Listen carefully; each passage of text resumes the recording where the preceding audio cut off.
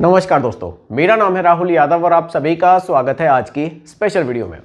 दोस्तों, काफ़ी लोग मुझसे कमेंट के माध्यम से या फिर मेल के माध्यम से पूछते हैं कि सर हम लोग आपकी वीडियोस देखते हैं, हमें अच्छा लगता है, एसआईपी के बारे में आप काफ़ी अच्छा बताते हैं, तो हमें ये बताइए कि अगर हम लोगों को एसआईपी शुरू करनी हो तो हम लोग आखिर एसआईपी को शुरू कैसे करें। क्योंकि देखिए, हर एक चीज़ का हर एक काम का स्टार्ट करने का एक प्रॉपर तरीका हमें ज़रूर पता होना चाहिए। अब ऐसा नहीं है कि सिंपल कोई भी काम देखने में बड़ा सिंपल लगता है और हम उसे कर ले जाएं। उसका कुछ ना कुछ तरीका ज़रूर होता है। उसका बेस्ट तरीका क्या हो सकता है, कैसे हम उस काम को सही तरीके से कर सकते हैं, इस चीज़ को समझना बहुत ज़रूरी होता है। तो आज की वीडियो में मैं आपको समझाऊंगा कि आप अगर एसआईपी शुरू करना चाहते हैं तो किस तरह से आप एक एसआईपी को बेहतर तरीके से शुरू कर सकते हैं।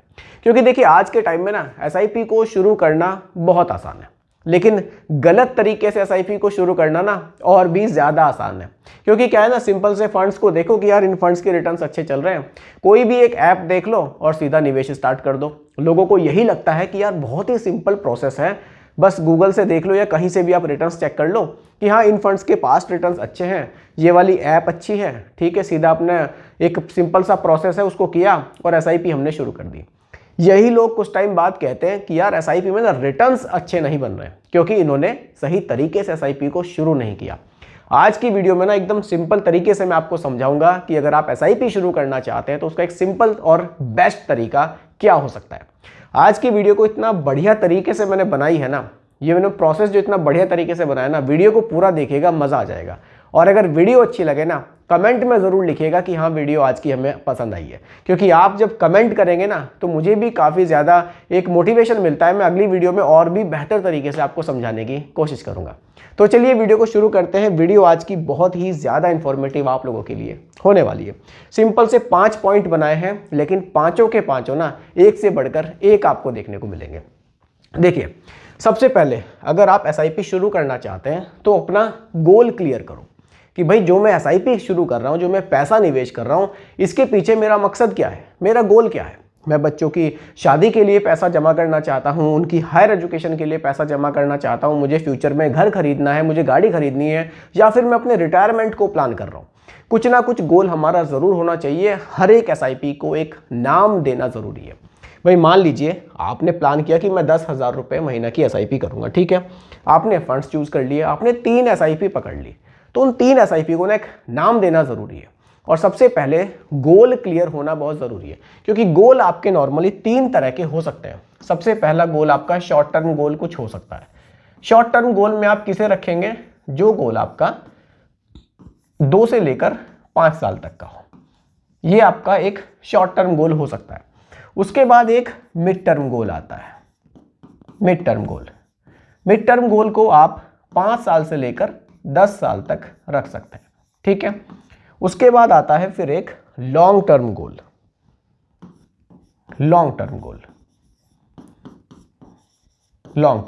ये क्या होगा, 10 साल से फिर आगे 20 साल के लिए या फिर 25 साल के लिए आप इसको सोच सकते हैं। अब देखिए, ये गोल क्लियर होना इसलिए ज़रूरी है क्योंकि अगर आप शॉर्ट टर्म गोल लेकर चल रहे हैं तो इसके लिए अलग म्यूचुअल फंड्स होंगे।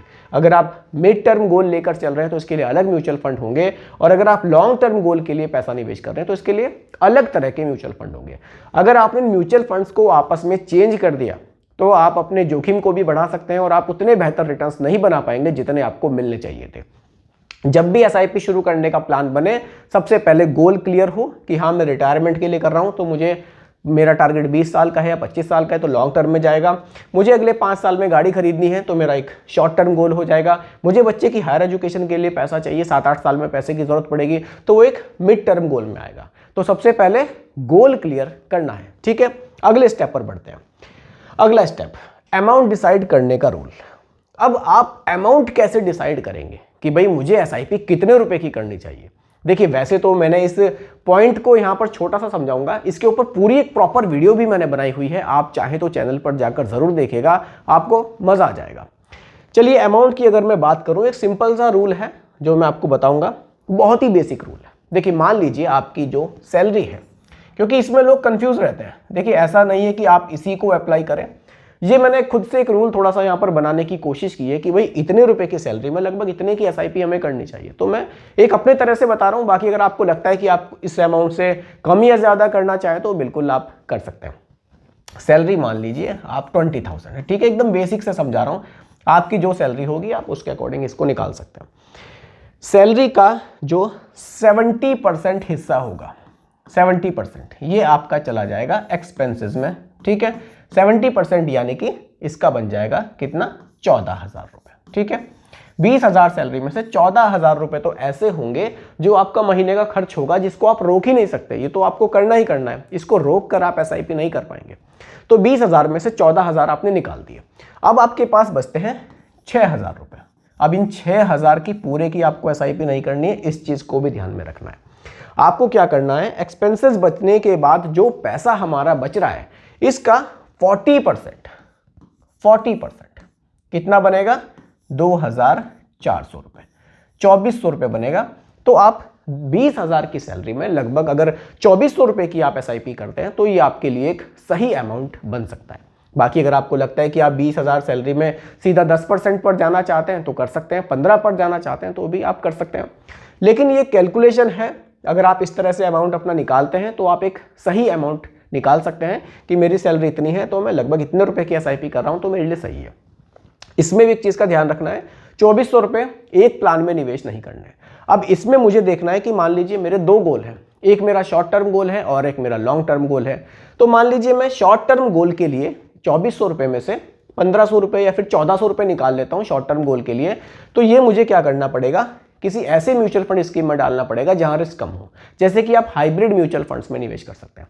बाकी के 1,000 रुपये बचते हैं, ये मेरा लॉन्ग टर्म गोल है, मैं 15 से 20 साल के लिए निवेश कर रहा हूं, तो आप किसी मिड कैप या फिर स्मॉल कैप में निवेश कर सकते हैं। इसको इस तरह से आपको डाइवर्सिफाई भी करना है, ठीक है।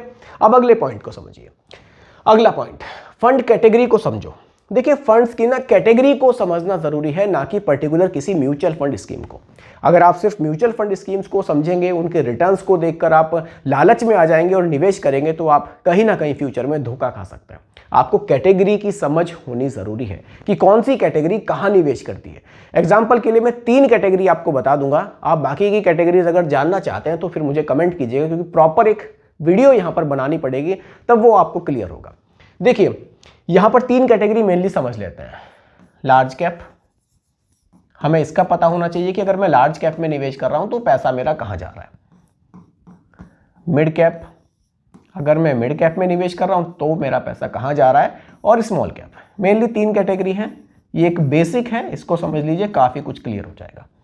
देखिए, लार्ज कैप कैटेगरी में अगर आप पैसा निवेश करते हैं तो हर एक कैटेगरी में ना सेबी ने नियम बनाए हुए हैं कि ये कैटेगरी है, जो फंड मैनेजर हैं किस तरह से आपके पैसे को निवेश करेंगे। लेकिन दिक्कत यहाँ ये है कि लोग इन चीज़ों को समझना ही नहीं चाहते। लोग सीधा म्यूचुअल फंड स्कीम को जानना चाहते हैं कि बस आप मुझे म्यूचुअल फंड स्कीम बता दीजिए, मैं तो उसी में निवेश कर लूंगा।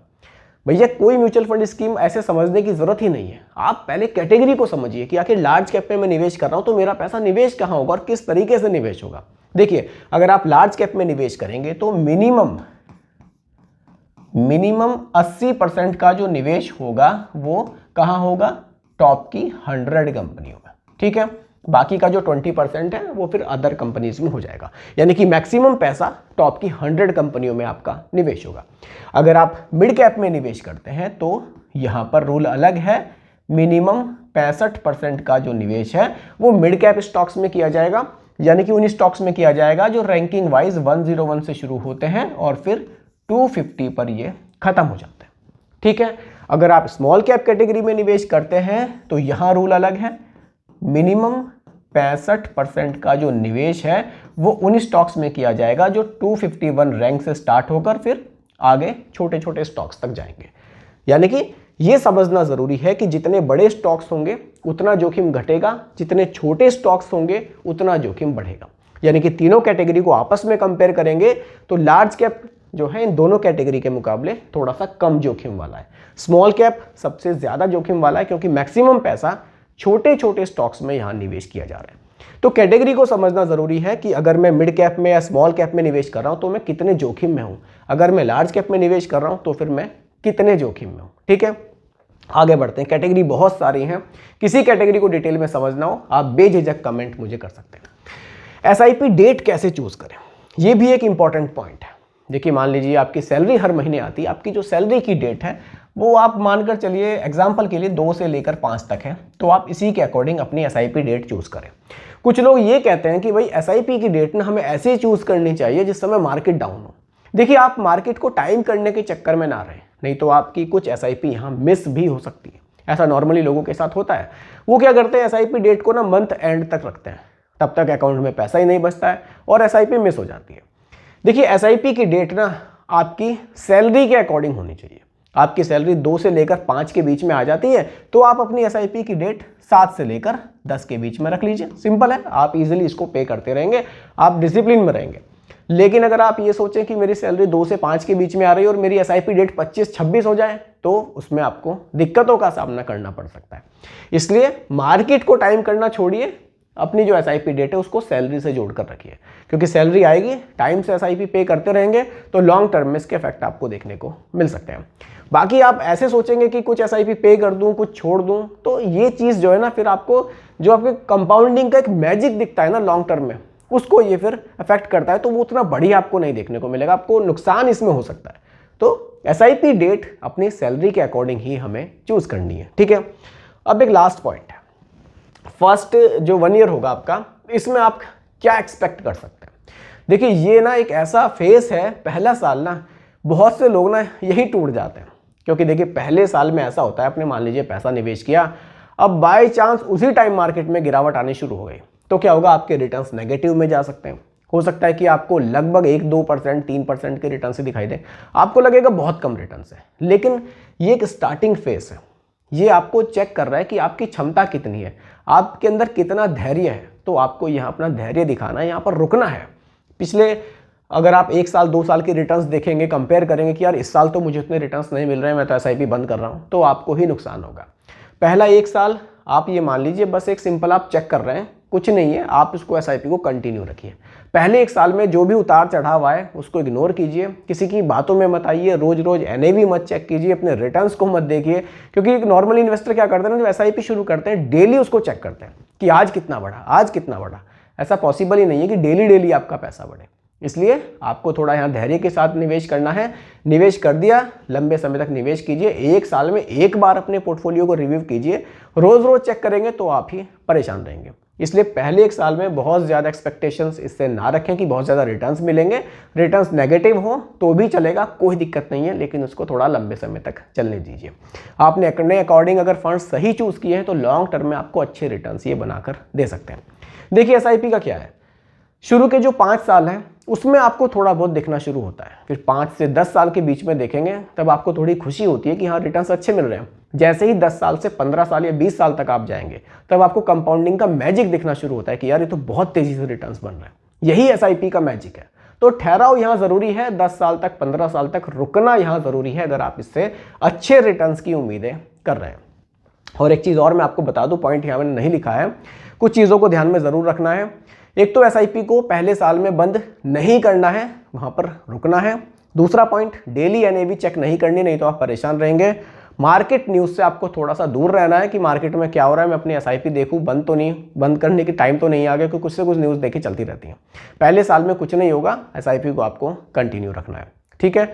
इस तरह से अगर आप अपनी एसआईपी को लेकर चलेंगे तो आप एक सही दिशा में बढ़ेंगे और लॉन्ग टर्म में आप अच्छे रिटर्न्स यहाँ से बना सकते हैं। बाकी आप लोग भी मुझे कमेंट सेक्शन में ज़रूर बताइएगा, क्या आप भी पहले साल में ही अपनी एसआईपी को बंद करने का प्लान तो नहीं कर रहे थे। अपनी एसआईपी पे ट्रस्ट करें, लॉन्ग टर्म तक चलाएं, अच्छे रिटर्न्स मिल सकते हैं। बाकी दोस्तों, यही आज की वीडियो का टॉपिक मैंने रखा था। उम्मीद करता हूं कि टॉपिक आपको पसंद आया होगा। बाकी रिकमेंडेशन नहीं है, सिर्फ एजुकेशनल पर्पस वीडियो आप लोगों के लिए बनाई गई है। पसंद आई हो लाइक शेयर जरूर कीजिएगा, चैनल पर नए हैं सब्सक्राइब कीजिएगा। मिलते हैं जल्दी एक और नई वीडियो के साथ। धन्यवाद।